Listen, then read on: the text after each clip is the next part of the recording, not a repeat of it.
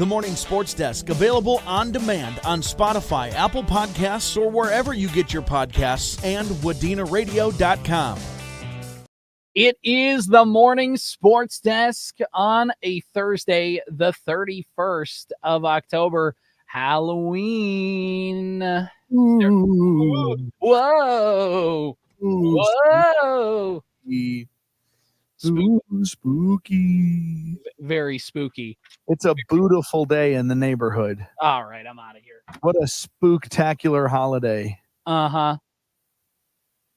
Mm, Ran out of puns. yeah, I think that's it. That might be it. Happy Halloween, buddy. Happy Halloween. We're going to talk candy in a little bit, and I'm telling you this because I forgot to tell you before we hit record, Corey, but we're going to talk about our most overrated candies at the end of today's episode. So just giving you a second. Candies. Yeah, everybody talks about their favorite candies. We all know everybody likes candy, whatever. Everybody's going to say the same three things. It's a lot better to hate things on the internet, you know? I agree. I agree with that completely. All right. That sounds more entertaining. That sounds We'll talk. That's what we call in the broadcasting business a tease. It's coming up later, and also to give Corey time to think about it. I would be ready for that. I'm ready for that conversation 24/7. Let's talk a little volleyball first, Corey. Sebeka in Pine River-Backus in Crosby Ironton High School. Section 5A volleyball championship winner goes to the state tournament. How we feeling? Let's get after it, huh? Sebeka and Pine River-Backus will play tonight. It has been a straight sets victory sweep for the Sebeka Trojans so far through this 5A tournament, going through Verndale in 3, through Walker Hackensack Akeley in 3, and through Browerville Eagle Valley in 3. Sebeka is the top seed in the West subsection. And, well, obviously they get ready tonight to take on the 3-seeded Pine River-Backus Tigers. Pine River-Backus got a 3-0 victory over East Central to start this tournament. A 3-2 victory over Mille Lacs, and then a 3-0 victory over Swanville to get to this section championship. Again, Pine River-Backus, the 3 seed in the tournament. Sebeka on the season now 23-7. Pine River-Backus on the year 19-11. Did these two teams play during the season? Well, they usually do, and they did again this year. It was back on October 8th. It was a 3-1 victory in favor of the Trojans in that one. So a rematch from, a month ago or so. Obviously, a little more at stake in this one. The right to the state tournament on the line at the XL Energy Center next week, but it is a 6:45 pregame tonight with a 7 o'clock first serve.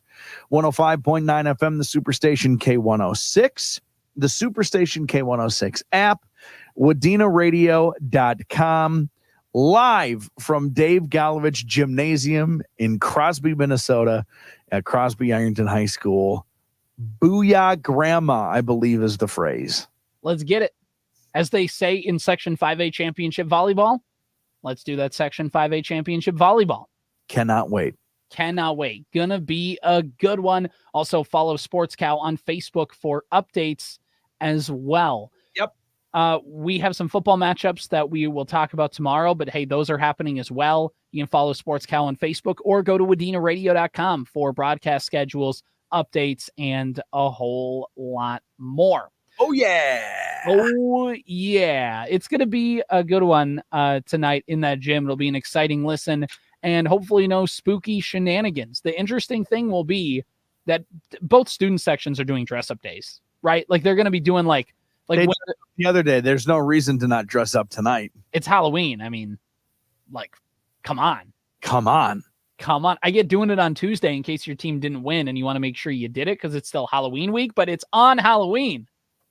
You gotta dress up. You just gotta. Should I dress up? Yeah, but like when I say dress up, you should wear like a tie and like a suit. Oh, interesting. I wanted to dress up for today, so I dressed up as. Have you ever dressed up? Like for a game? Yeah. Not like worn a tie. or anything like that. I guess my biggest dress up is like wearing a polo at times with your jeans and tennis shoes and your ball. Yeah. I haven't like showed up looking like I'm going to the cotillion. No.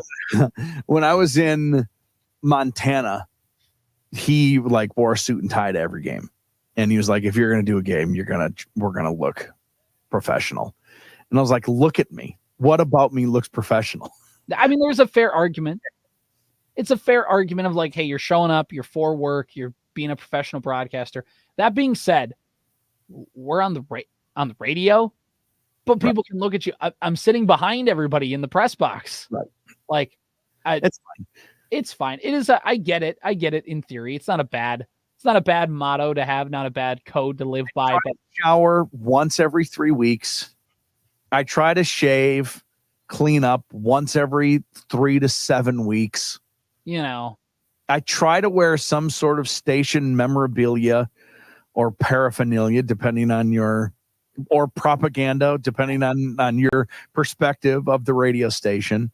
But like, if it happens to be a t-shirt, I'm going to wear that. Are you wearing the purple and gold, by the way, for Sebeka? No. Wait, yes. How am I supposed to answer this? I don't know. I don't know what your philosophy is for picking out clothes in the morning to get ready for work, but my philosophy is what's on top. So this was just next in line, and it just so happens to be home of the Minnesota Vikings and the purple and gold and the Sebeka Trojans. Just works out. I probably will not wear this tonight, though. No, there'll probably be a change. Probably be that suit. Why don't you show up in like a T-Rex costume? Well, I was thinking I've got like a banana shirt with a bucket hat. Well, that'd be kind of silly. You show up to like talk to Coach Poole, and she's just like, "What? What are you doing? I'm not going to do this interview until you change." Go. She actually probably wouldn't mind it. It would be Coach Hershey and Pine River-Backus would be like, "I can't talk to you idiots." Which is fair, but like, hey, I know. And then also our buddy Devin will be there to cover the game for his radio station group, and he's going to be in his black slacks and his gray and orange polo for his radio, and he's just going to look like a professional. We never said we were professionals, though. That's the best part. So that's the fun thing about being on the radio is you get to pretend you're professional while looking like we do. You get what they call it, have your cake and eat it too. You get to say, hey, we're just bozos on the radio. But anytime you want to be taken seriously, you go, hey, I'm on the radio. Right. It's a lot of pull. I believe like I don't pick up my game outfits till it's time to go. That's fair. Usually it's like, do I have a station t-shirt? If it's cold enough, do I have a jacket? The best part is when you're going to be like doing a baseball or a football game in chillier weather, and it really doesn't matter what you wear because you're going to have a jacket and a hat on anyways. So like, meh. Yeah, right. Exactly. Nobody really cares because you're standing on a roof of a press box somewhere. I'm still deciding every single night if I need to put socks on. That's it. Like, do I have to wear tennis shoes with socks to keep my toesy woesies warm in this cold weather, or am I good with my slipping on a pair of dudes and getting out of here? It's the age-old question. Always. I put off socks for as long as possible. Free the toes. Yeah, right. That is a part of the internet you don't want to be on. All right. Twins baseball. So I'm going to tell you that there was a big announcement with the Twins, and I knew it was coming, but I didn't know what it was. Yeah. I was getting out of my truck in the parking lot, walking into the radio station. I look at my phone, and I do some writing for a website in the Twin Cities for the Twins. Tell us what it is really quick. Give yourself a little plug here. Zone coverage, mn.com, Twins. I have an article coming out soon talking about how Byron Buxton sneakily played 100 games for the Twins this year. Okay. Sneakily. Very sneakily. Kind of got buried in like everything else that was just crumbling around the team. How many of those 100 were irrelevant though? The last 40? Well, no, he came back by the time it was pretty much already too late. So the last 20? The last 10, maybe. All right. Next, I don't mean to derail what is a more important thing. Yeah. But I knew something was coming from Yeah. the Slack channel we were in, because somebody said, I know some Twins news that's coming. And he's like, I already have a piece ready for it. So when it comes, we can put it out there. And I was like, all right, interesting. I was like, what can this be? He's like, it can't be anything huge. Right. Like, it can't be anything like monumental, or it would have already leaked. Right. Like, it's clearly like, hey, this is kind of like big news, but also it's like it's not like the Twins have been sold. It's not like that, like stuff like that's going to leak out. People are going to get to that. It's like this is big news, but like, I'm going to wait for the people who are going to announce it and let them kind of have their moment, and I'll be ready to react to it. Sure. Yeah, that's fair. And all of a sudden I looked. Good discipline, by the way. Yeah. By the guy or gal, whoever that is, to be like, I know this is coming. You'd never get the information again if you blow your cover, I guess, right? Right. If you're the first to leak it, or like it might be, sometimes you get that information with hey, this is happening, but can you please wait to put it out until we say it?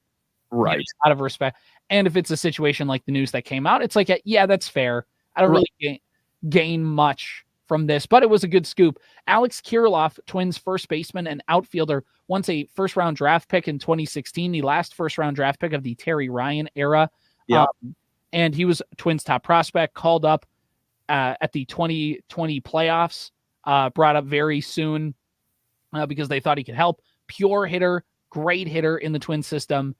Injuries derailed his career and officially put it in the books. He announced his retirement this morning from baseball. Yeah. That guy had back injuries, wrist injuries, to the point where they like shaved off part of his bone.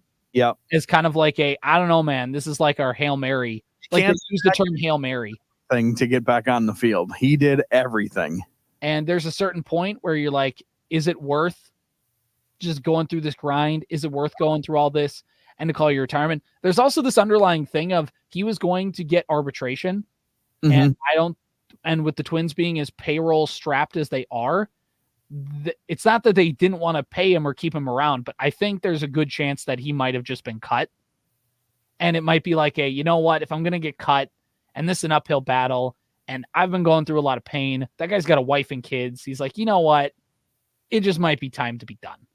Like, and props to him for knowing when it's his time to be done. I mean, everybody hits the time. And then when you get there, it's your responsibility to make the call. He went out on his own terms. He could have bounced around. I'm sure a team would have given him a minor league deal somewhere. He could have played baseball in Latin America. He could have went to Mexico. He could have went to Japan. I don't think he can, though. I don't think he can. He's hurt. Right. That's why he retired. If he could play at all, I think he would play. Well, and I think it's also the fact that the Twins were going to cut him. And I think is it worth starting again, or is it just worth being done? And I think in his mind, it's not worth starting again because he's hurt. Like, it's just right. It all adds into this. So that sucks, man. That guy was a good hitter. When that guy was right, he could hit extremely well. And it's a shame that it didn't come to fruition, because it was like Kirilloff and Royce Lewis, like coming up through the minors, were like going to be the guys of like a new core. And Larnach kind of got thrown in. He was a first round draft pick, but he came in late because he was drafted out of college. But like, it's a shame, man. And it's why, you can never guarantee on anybody's career, but whatever. That's just kind of what it is. The Twins were planning for life without him anyways. He was not playing well enough to kind of be kept in as like a permanent starting member of this team. Planning for life without him. The dude didn't play. Right.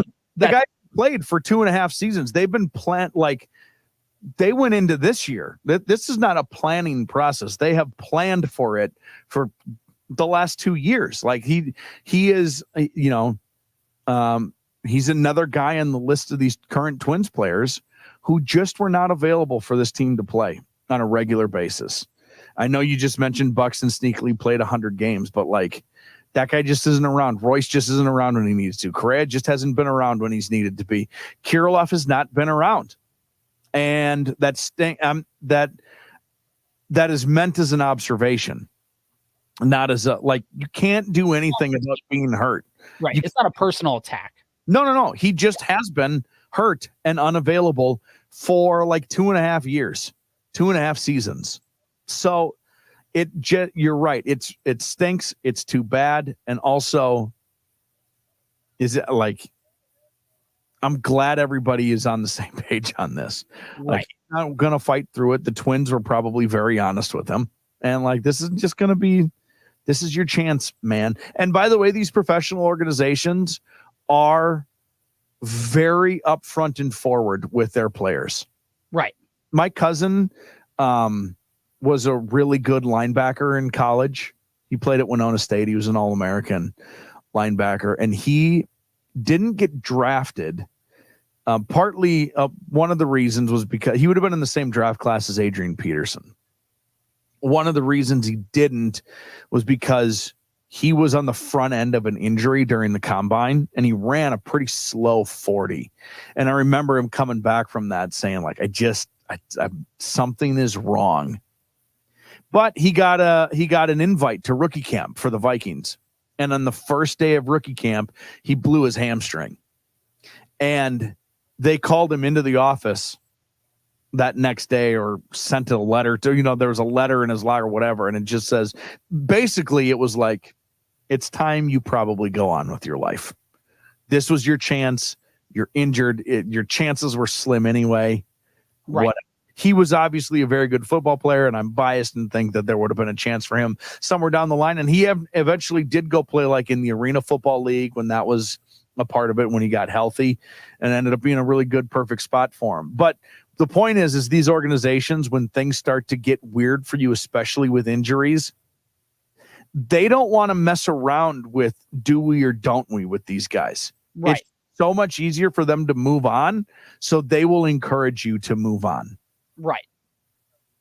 It's pretty straightforward. There's a lot of guys out there that can play. There's a lot of guys that are willing to play. Yes. And yeah, it's just to play in the top 1% of some of these things. Right. Like the Twins weren't going to wait up for Kirilloff anymore. And I think that was part of the calculus. By the way, interesting thought process here. I show you a picture of Alex Kirilloff and a picture of Carlos Santana on April 1st of this year. And I said, one of these guys is retiring at the end of the season. Which one is it? Yeah, no kidding. Meanwhile, Carlos Santana will play another season of Major League Baseball. Not for the Twins, but he'll play it for another team. As he should. Keep it going. There's always a line in Moneyball that sticks with me. And this we'll wrap this up with this. And it's that scene where Billy Beane is in high school and the Mets, I think it was, were prepared to draft him like very high. And they were basically trying to convince him to sign and not go to college and play for Stanford. Mm-hmm. And the scouts look at him and they say, we all get told at some point that we have to stop playing the kids' game. Some of us are told at 14, some of us are told at 40. Right. And for Kirilloff, he was told at like 28, which is a shame. But also 10 years longer than most of us. Right, exactly. It's at a certain point, you just kind of have to know when it's your time to go. He did. Best of luck to him. Twins now, I think we're already planning to try and patch up first base anyways, but it just kind of cements that is going to be an area of need for them to address over the winter. Is there a chance that Santana comes back? Or is he going to ask for too much?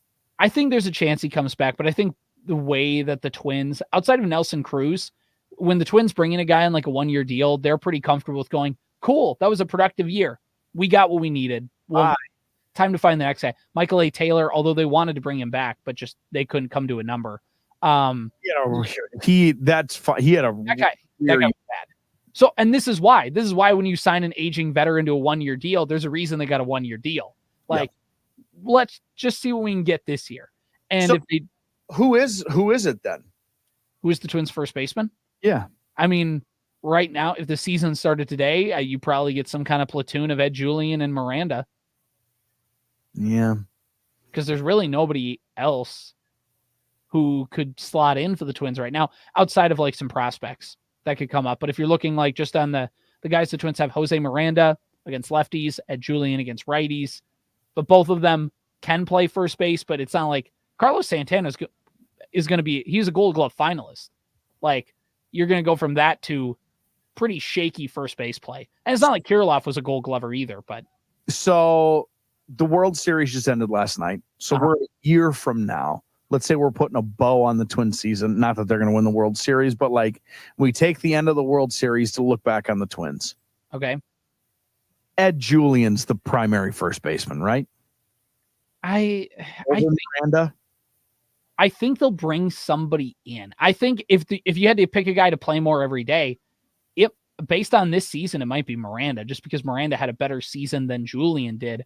Ugh. But also Miranda fell off. Miranda, and he's done this now, and he was hurt most of 23, but in 2022 and 24, he plays great throughout May and June and July. But then come August, come September, he just hits a wall and he grounds, and all of a sudden his home runs disappear and he's smothering balls and he's just he's swinging at pitches he shouldn't be swinging at because he's a big swinger. He's not afraid to get pitches that are borderline, which is fine.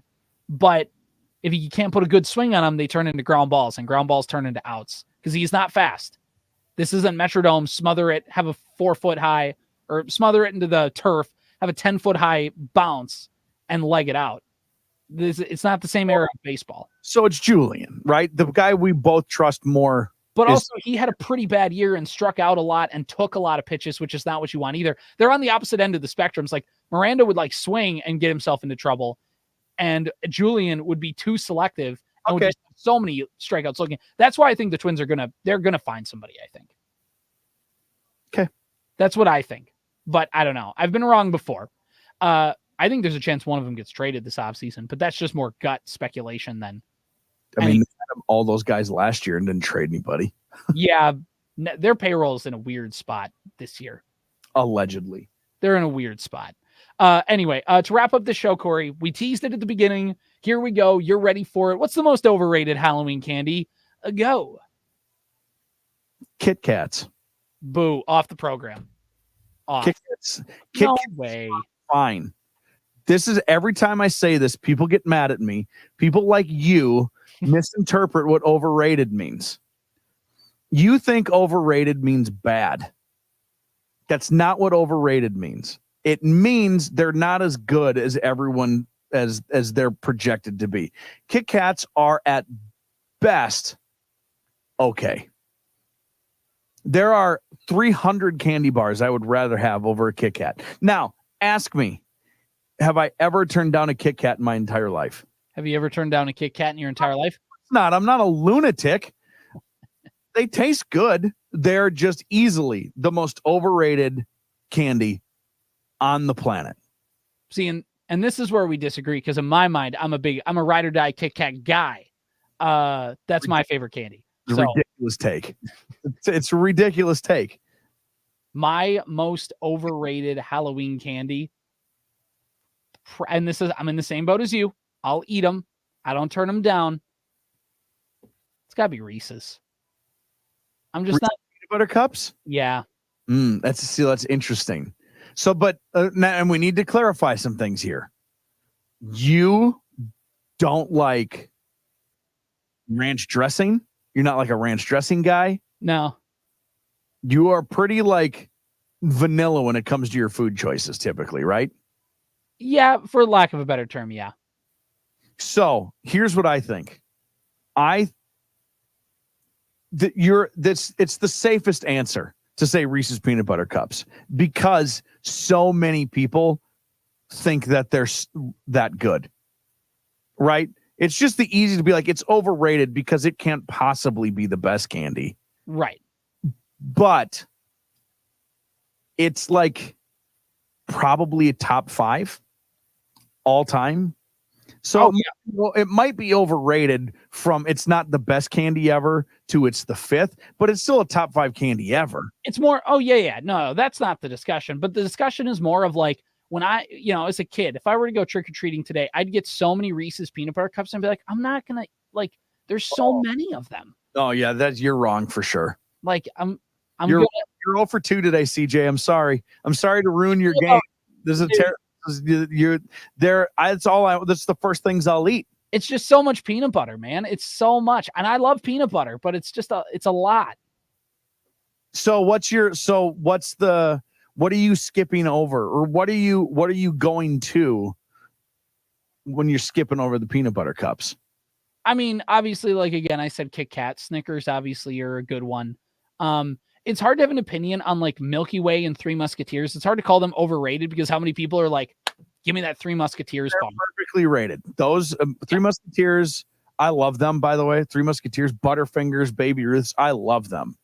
Almond, you getting those Almond Joys? So here's the thing. Like, I will pick all of those. Almond Joys can fly a kite. Probably the most underrated, though, if we're going to switch it around. I guess probably Almond Joys are underrated because like 4 people love them and everyone else is like, absolutely not. But I'll pick a Baby Ruth every single time over a Kit Kat. I'm like 100 out of 100. You're the opposite. Yeah. Like you would pick a Baby Ruth how many times out of 100 over Reese's Peanut Butter Cup? Oh, I'd still pick a Reese's. I feel like. Okay. Three Musketeers. Are you picking Three Musketeers? How many times out of 100 over? It's hard because I can't remember the last time I've had a Three Musketeers. All right. So what's the candy then? Play with me here a little bit. I mean, if it's like, okay, so let's say if it's just like a Hershey's chocolate bar or a Reese's, I'm probably leaning towards the Hershey bar. Let's say 70% of the 7 out of 10. Fascinating. Okay. Snickers. You're picking a Snickers every time? Yeah. Snickers every time. Over a Reese's Peanut Butter Cup Over a Reese's Peanut Butter Cup, yeah. Okay.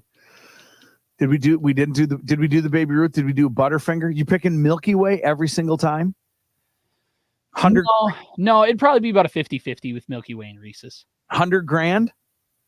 I don't think I've ever had 100 grand. Oh my goodness, Craig. This is If somebody wants to give me 100 grand, I'll take it. This conversation on yourself here. Now you're just embarrassing yourself. You've never had 100 grand? No. CJ. That's just a thing.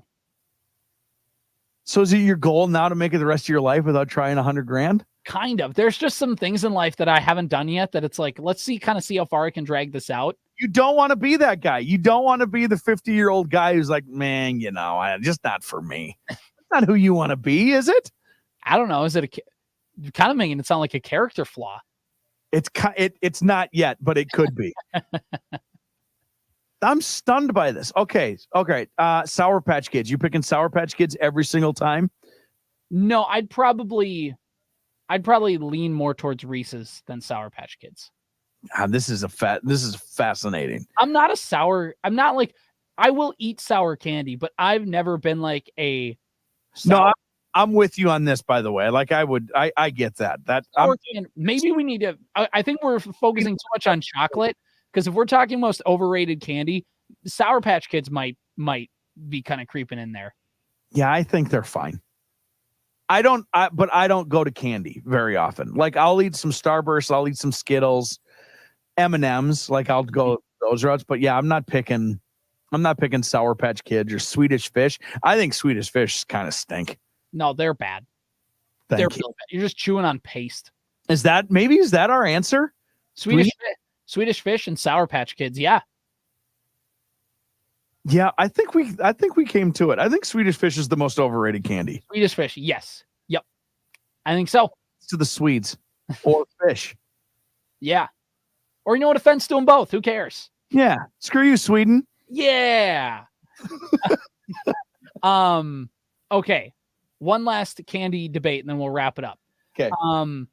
M&Ms. What's your ride or die? Are you a milk chocolate, peanut butter, pretzel, whatever they got now? What's your ride or die M&M flavor? Do not give me pretzel M&Ms. Do not. No, they're bad. I do not like them. Throw them straight in the trash. Mm-hmm.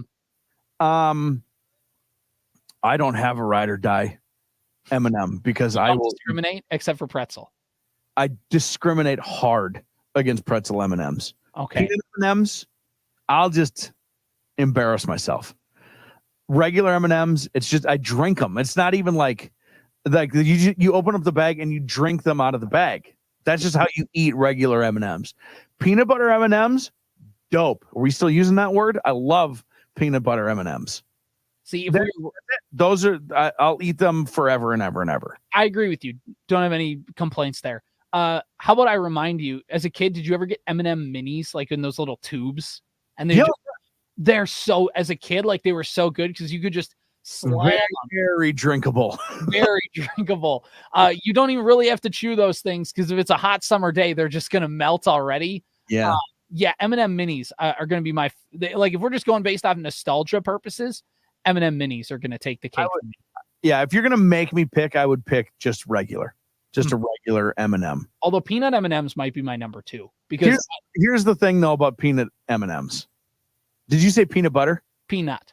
Yeah. Okay. So here's the thing about peanut M&Ms is like a Snickers. Sometimes the peanuts have gone bad. That's true. And if that's the case, I don't want anything to do with it. Nothing's worse than when you take that bite and you turn to like my 5-month-old trying food for the first time. Like, yeah, that's not for me. And then you're like, I got to be done now. Yeah. So if it's fresh packaging and whatever, and the Snickers, it's not football season, and the Snickers has been in the concession stand since the beginning of baseball season. Then if that's the case, then we're in good shape with both of those. Yeah.